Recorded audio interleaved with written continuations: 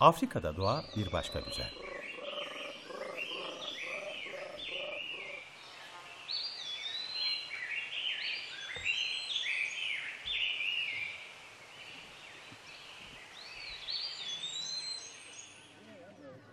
Yoksulluğu gölgeleyen belki de doğanın cömertliği.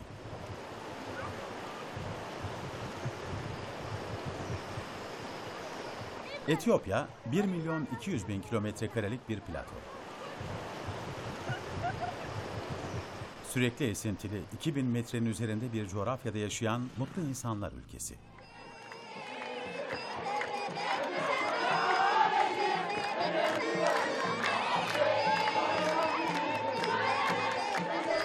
Hristiyan ve Müslümanlar Etiyopya'da birbirlerinin bayramlarında aynı coşkuyu yaşarlar. Her yıl Ocak ayında yapılan Ortodoks kutlamaları da bunun bir örneği. Etiyopyalılar Hazreti İsa'nın yürüyüşünü sembolize eden törenlerde kendi kültürlerini yaşatıyorlar.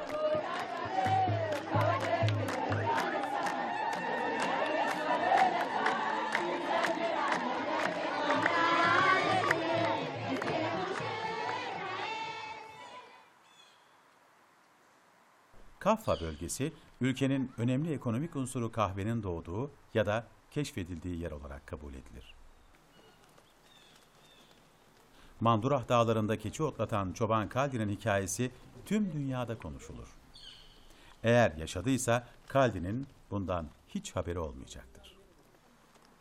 Anlatılana göre çoban Kaldi'nin keçileri kahve meyvelerini yedikten sonra daha canlı hale geliyor ve hareketleniyordu. Bu durum Kaldi'nin kahveyi keşfetmesini sağlamıştı.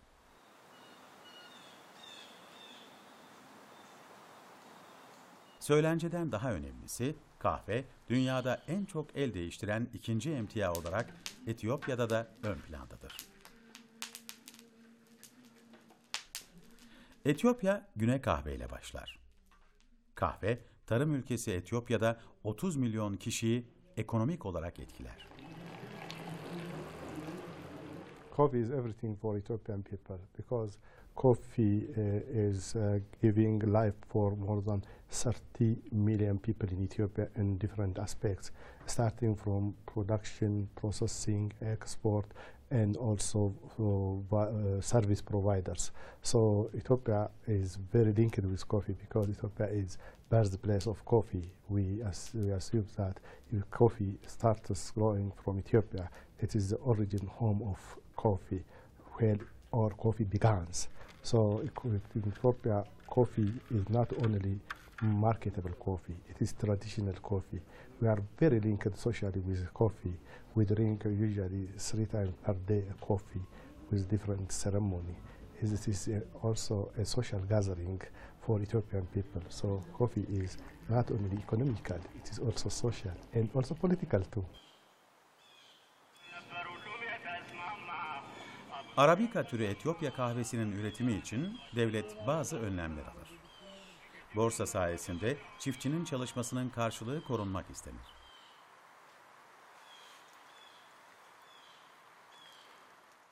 Essex helped the farmers to encourage them to increase the quality, and also they will get fair price because Essex is fair market. So after the intervention of Essex to Ethiopian coffee market, our farmers are getting better price as compared to the previous years.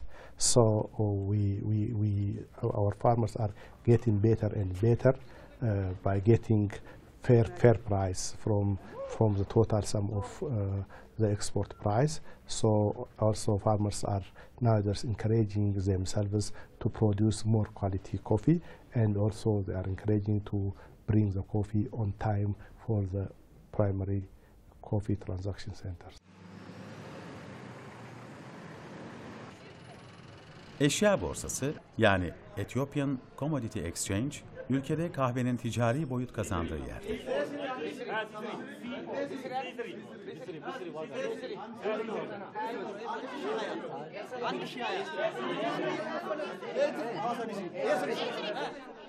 Üretilen tüm kahve burada satılır. Alıcı ve satıcılar bu borsa salonunda en iyi fiyatı ve en iyi kahveyi elde etmeye çalışıyorlar. Kahve borsasında resmi bir işleyiş var. Tüm tarımsal ürünlerin yanında kahvenin de yer aldığı borsa üreticiler için çok önemlidir. Tedarikçilerin topladığı kahveler borsaya gelir. Etiyopya Eşya Borsası'nın operasyon müdürü Bay Antene, ülkedeki tüm kahve üretiminin her aşamasında devlet adına borsanın nasıl dikkatli davrandığını anlatıyor. The process is there are farmers at primary level. We do have two types of coffee in terms of processing: the washed coffee and unwashed coffee. And the farmers will bring their coffee to primary markets. And at the primary markets, the group which we call agrabis, locally we call them agrabis, they're like suppliers or aggregators. So they buy coffee from farmers, process the coffee, and they bring it to the exchange. And if a farmer is also able to meet the minimum requirement that the exchange trades, then a farmer can also directly bring its commodity or his commodity to the exchange. And also there are cooperative unions, primary cooperatives, who also collect from smallholder farmers, producers. They have either the right to bring and sell their commodities through the exchange, or they can sell it directly to an international buyer. But if you are an agravi, which means if you are an aggregator or a supplier, you will collect from these smallholder farmers, undergo all the processing requirements, and then bring it to the exchange. The exchange will grade the coffee.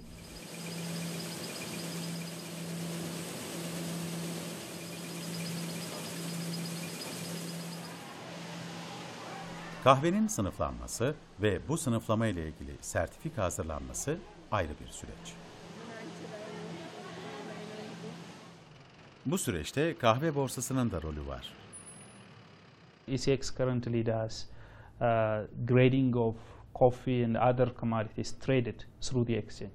We don't do grading certification like for international buyers, but for all the transactions that take place on the exchange platform, when the commodity comes, we take samples. Those samples will be graded, and the coffee or sesame will be deposited in one of our warehouses. We also operate our own warehouses, so we don't. We also deposit the coffee in terms of their grading characteristics. So each commodity, including coffee or sesame, there are already well-defined contracts and the grading parameters. So as per these grading parameters, we undertake the grading. So we also follow international practices in grading of coffee, and we do have, for example, more than 40 internationally qualified graders across our laboratories. Totally there are about 9 centers at this moment. We do have 9 sites where we do the grading and the storage of coffee.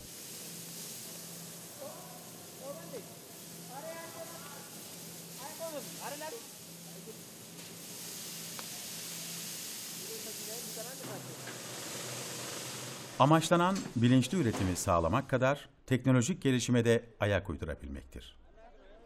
Üretici korunacaktır. Bu nedenle devlet en büyük kahve depolarının ve işleme alanlarının da sahibidir.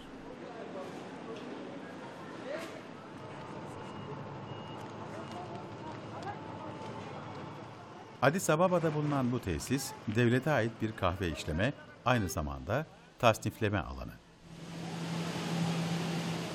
Üretim sorumlusu Bay Fekadu, bu tesisteki aşamaların Etiyopya kahvesi için önemli olduğunu düşünüyor.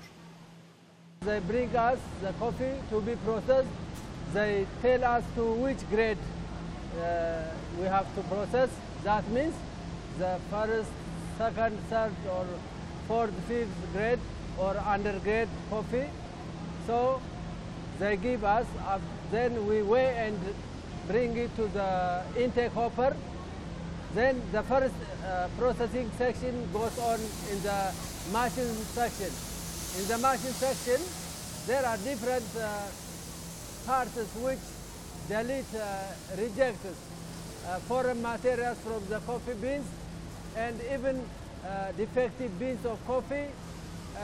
And finally, in the machine processing area, it goes to the color sorter, where only defective beans are separated or deleted from the export quality coffee.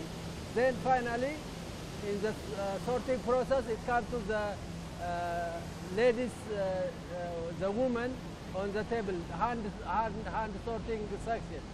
In the hand sorting section, as you see, this is around here. Ladies are just picking still remaining defective beans. That means rotten, black, white, any defective bean.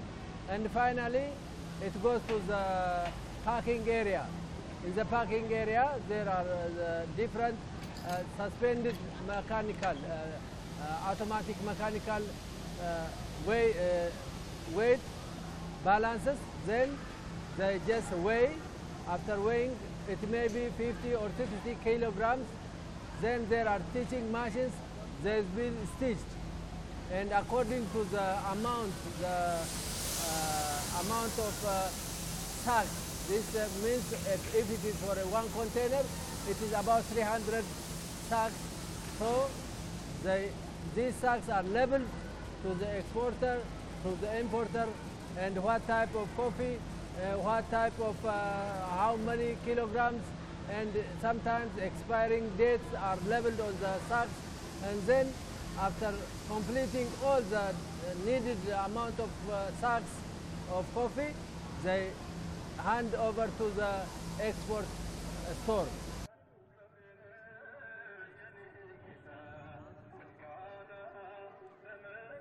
Addis Ababa, Etiyopya'nın yanında Afrika Birliği'nin de başkenti. İsmi yeni çiçek anlamına gelen şehir, tüm ülkenin ekonomik yaşamını etkileyen yasaların kaynağı.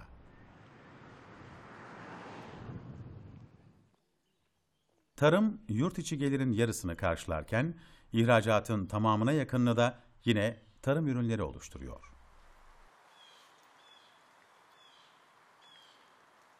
Bu çay bahçeleri de Etiyopya'da çayın da kahveye yakın bir oranda üretildiğini gösteriyor. Kahve devletin dışında özel girişimciler tarafından da üretilir ve işlenir. Fakat bu oran çok fazla değildir.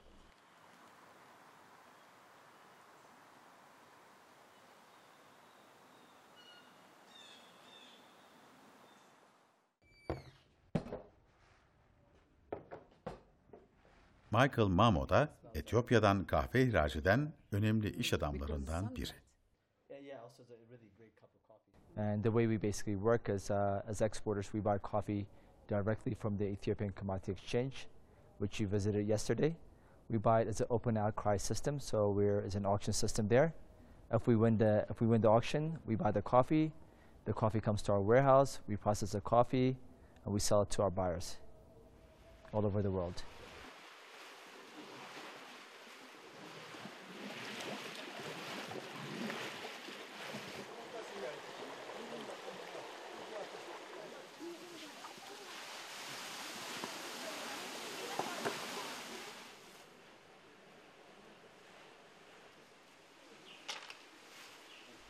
İşlenen kahveler özel firmalardan doğrudan ihraç edilemiyor. Kahve borsasını oluşturan birlikler aracılığıyla Etiyopya kahvesi dünyaya satılabiliyor.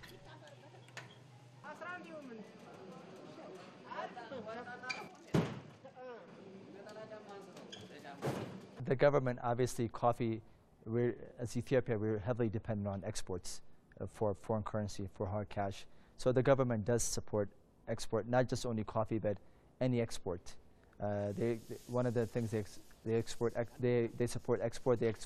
They support farming, so they want exporters to go down to the interior, start farming. They export farmers. They support farmers. So anything dealing with hard currency, they go out of their way. They do help us in trying to getting bank loans. So the government definitely has been a very positive aspect in coffee, not just coffee but any export commodities.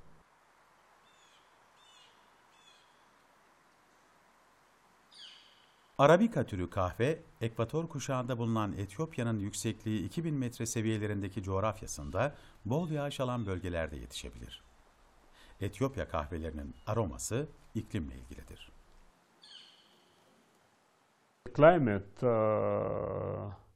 one is that coffee wants a lot of,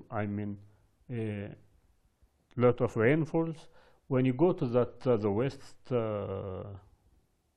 that our farm was, it's almost 10 months with a rainfall, non-stop. Even coffee beans wants a lot of water, and the rainfalls. And the rainfall for the coffee beans, if there is no rain, if it's a drought or not rain, the coffee beans, the coffee flowers, especially in the flowering season, if there is no rain, the coffee aborts. And we must need a lot of rains, and because of that, when you go to that area, it's a very highland area. It's almost more than 1,800. By the way, coffee, if you wanted to plant a coffee, the altitude is more than, the good coffee is more than 1,500 up to 2,000 meters above sea level. And our coffee farm is in that range. And with that range, we must have more than 3,000 or 4,000 milliliters of rainfall.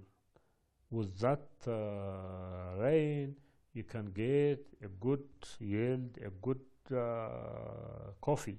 Even if not, especially if it's the climate change, the coffee, you must support the coffee with irrigation. Etiyopya ürettiği kahvenin yarısına yakınını tüketiyor. Dünyanın önemli üreticilerinden olan ülkede tüketim de oldukça fazla.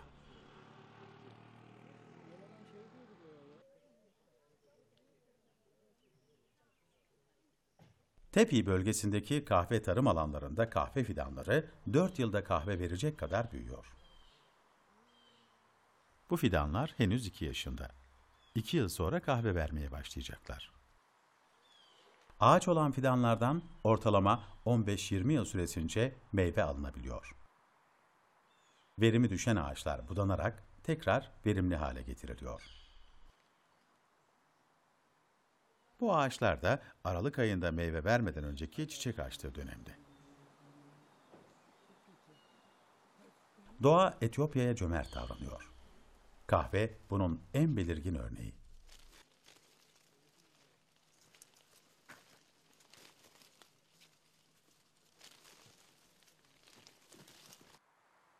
Bu özel ürün Etiyopya'da yaşamı belirlediği gibi adeta devamını da sağlıyor.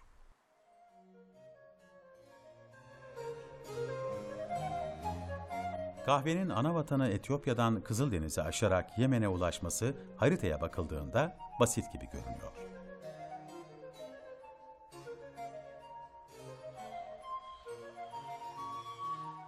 Kahvenin serüveninin 15. yüzyıllara rastlayan bu evresi bir kültür yolculuğu anlamına geliyor.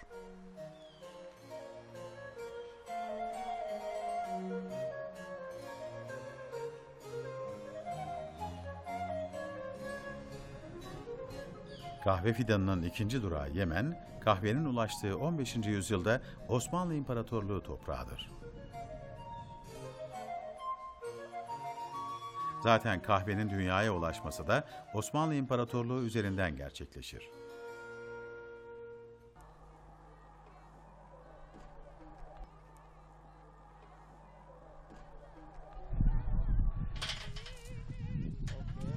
Yemen'in coğrafyası tarımsal üretim için güç koşullar demek. Kahve, batıdaki yüksek ve verimli topraklarda yetişir. Kızıldeniz kıyısında moka, botanik türlerden İsmaili, Sana yakınında Beni Matar bölgesinde Mattari ve yine başkent Sana yakınında Sanani kahveleri tipik Yemen kahveleri.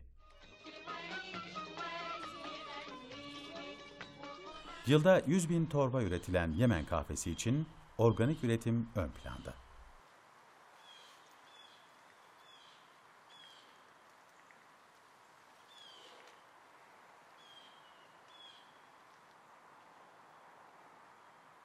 En önemli sorunsa kuşkusuz sulama.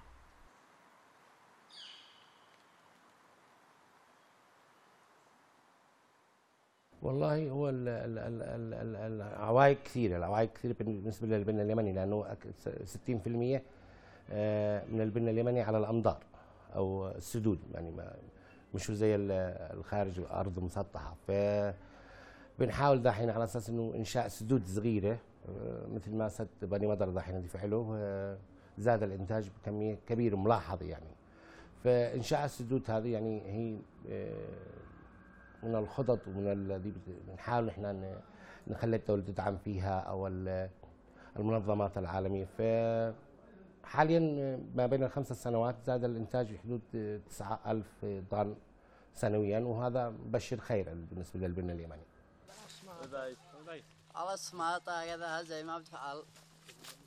Kahve bahçelerinde çalışan bu çiftçilerin devletten beklentileri var. Su onlar için çok önemli. احنا المناطق الأخرى يمكن هم يدعموا من نعم حراج والحيمة، هذا يدعموا عن طريق الصناديق، الصندوق الاجتماعي للتنمية، الصندوق الفرص الاقتصادية، أما نحن تدخل الصندوق ولا يوجد دعم لنا أي شيء الآن حتى الآن، حيث منطقتنا معتمدة، وكما تشوفون البن عندنا مزارع بن كبيرة وكثيرة ولا يوجد لنا أي دعم، والمواطن يعاني، حتى المرأة في الريف عندنا تعاني من زراعة البن، تسقي حتى الغرس البن الصغيرة فوق رأسها إلى من معانا، لأجل ما في حكومة تدعمنا لنصلح مشتل كبير يشمل المزارعين في المنطقة، وخزانات نسقي المشاتل ونقيم، ويشجعونا لزراعة البن، ما هذا يحطموه حتى أنه يبس البن عندنا. ترى شجرة البن ضعيفة بقلة المياه عندنا، هذا الأسباب كثيرة وهي المياه لدينا.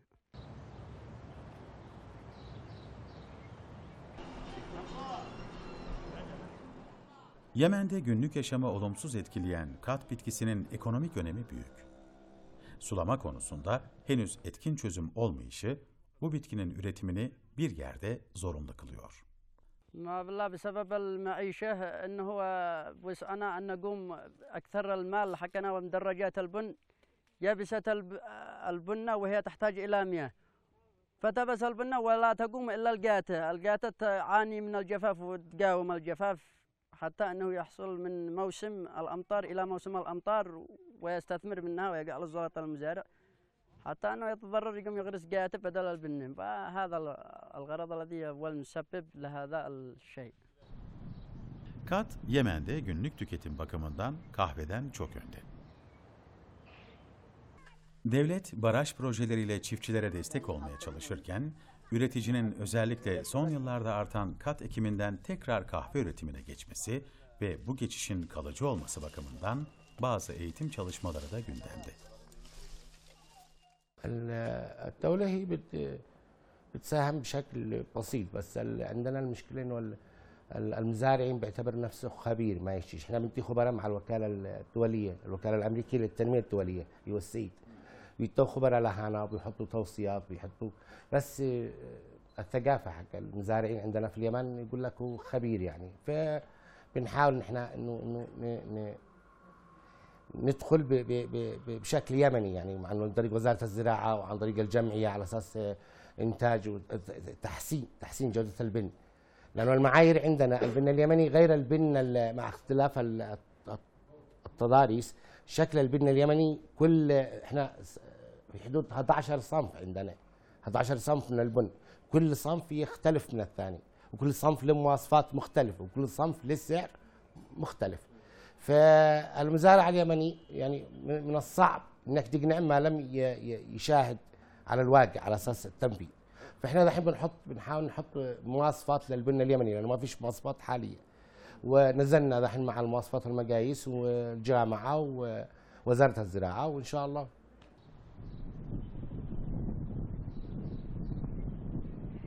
Dünyanın en eski yerleşim bölgelerinden biri olan Yemen, özgün kültürüyle yakın bir gelecekte dünya turizminin önemli merkezlerinden biri olabilir. Mimari ve özellikle Osmanlı eserleri Yemen'in eşsiz kültürel zenginliklerinden.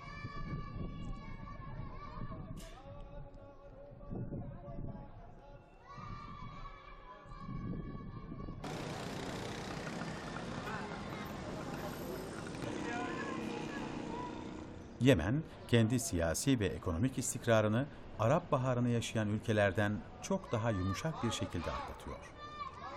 Ülkede belirgin bir ayaklanma ve toplumsal eylem meydana gelmeden anayasa hazırlama ve demokratik kurumların devreye sokulması çalışmaları uyum içinde sürdürülüyor. İstikrar üretim için önemli. Sanayici ve girişimci istikrarlı ortamda iş yapabilir. Yemen'in önemli kahve üreticilerinden biri Ahmet Hamadani, Yemen kahvesinin önemli özelliklere sahip olduğunu bildiğinden yatırımlarını bunun üzerine kuruyor. Yemeni coffee, between Yemeni coffee and the other coffee, it's because Yemeni coffee is natural for all of things, a lot of things, because like drying sun and like it's the crop. The crop, it's a good crop, it's new crop, it's not I can bring old crop or it's new crop. All Yemeni coffee is new crop. We can't put it old crop. The first grade, the high grade, it's we export to Europe and America and Japan market.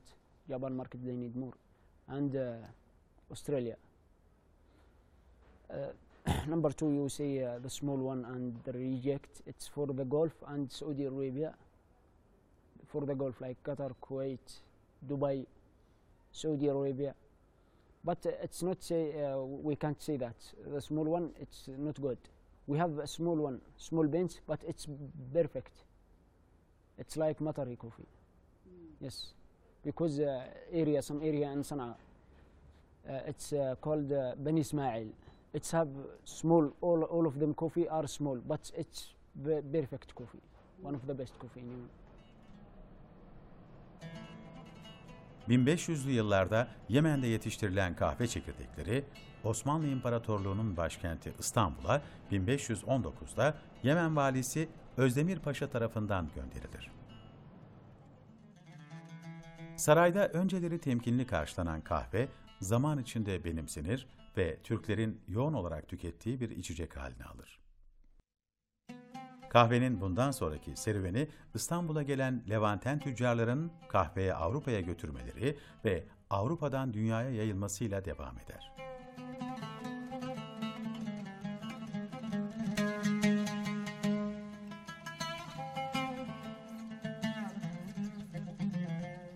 Kahve serüvenine devam ederken Türkiye'de kalansa kahve kültürünün önemli bir boyutu olan Türk kahvesidir. Türk kahvesi dünya mirası olarak tescillenir. Türklerin dünyaya yaydığı kahve her gittiği yerde özgün bir kültür oluşturur.